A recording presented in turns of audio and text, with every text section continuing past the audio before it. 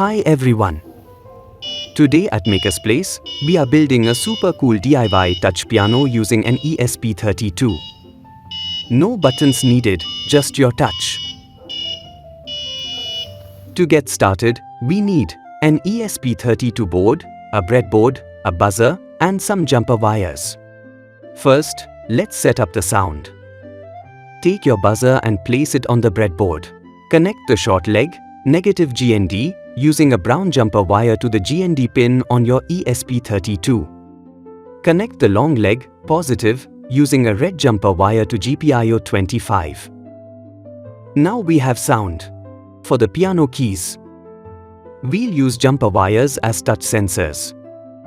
Connect one side to the ESP32 and leave the other side free to touch. We are using pin 13 for Sa, pin 12 for Re, pin 14 for Ga, pin 27 for Ma, pin 33 for Pa, pin 32 for Dha, and pin 15 for Ni. For the code, we are using the Arduino IDE. We simply map the touch pins to musical frequencies. The touch read function detects your finger's touch, and if it's below our threshold, the tone function plays the sound.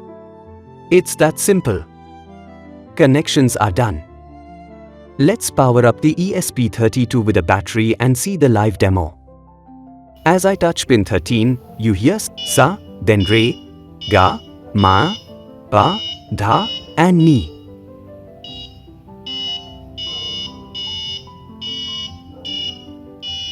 Our DIY touch piano is working perfectly. Comment down below for the full code and circuit diagram.